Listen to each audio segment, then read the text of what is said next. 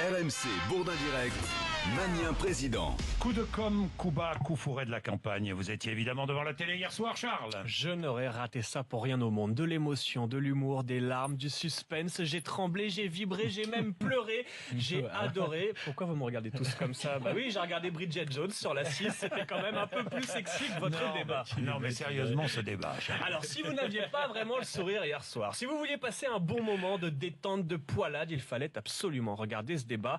Dès le départ, dès les premières minutes, on a senti qu'on allait bien se marrer. Le chômage de masse frappe aujourd'hui un jeune Français sur 4 et beaucoup d'autres. Choc migratoire sans précédent, la plus forte imposition d'Europe. La France tombe toujours plus bas. En 2017, la France joue sans doute sa dernière chance, tant le déclin est grand. Avec une dette insoutenable, notre pays est en train de se défaire.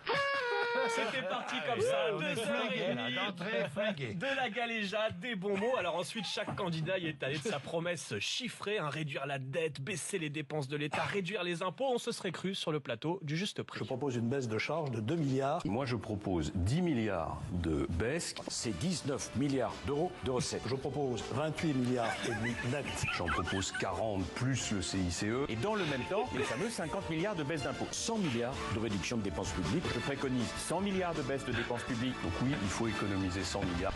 Voilà, on est sauvés. Hier soir, on a économisé des millions de milliards. Et puis, il y avait un intrus sur le plateau, Jean-Frédéric Poisson. On s'est même demandé s'il ne s'était pas un peu trompé de primaire. Je me méfie beaucoup de ces attaques frontales contre les organisations syndicales. Je veux dire combien je crois dans leur utilité. Je veux dire aussi sur les 35 heures que les salariés français travaillent, ceux qui sont à temps plein, en moyenne à peu près 39 heures par semaine. C'est la raison pour laquelle je ne suis pas obsédé par cette question de la durée du travail. Le candidat qui défend les syndicats et les 35 heures, autant vous dire que son discours détonnait un peu sur le plateau. Et puis au fur et à mesure, l'ambiance s'est détendue. On a eu droit à quelques punchlines bien senties, par exemple avec Bruno Le Renouveau. Si vous voulez que tout continue comme avant, eh bien vous avez tout ce qu'il faut sur ce plateau. Et paf, prenez ça les vieux croulants sur l'identité. Écoutez le clin d'œil bien appuyé de Nathalie Kosciusko-Morizet. Entre l'identité gauloise et l'identité heureuse, il y a une troisième voie qui est l'identité républicaine. On peut être français et breton, basque, d'origine algérienne et même d'origine hongroise.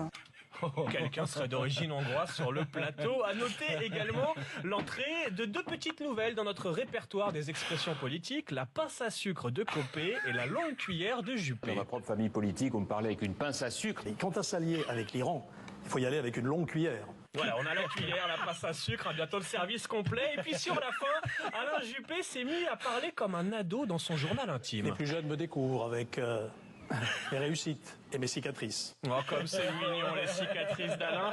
Enfin, la transition la plus acrobatique de la soirée est signée Jean-François Copé. On peut renforcer les sanctions sur la burqa. Mais alors, il faut aussi qu'on dise un mot de la question du cannabis. Voilà, alors qu'il est, je cherche toujours le lien entre la burqa et le cannabis. Peut-on fumer sous une burqa? Voilà, le mystère reste entier ce matin. Merci, Charles.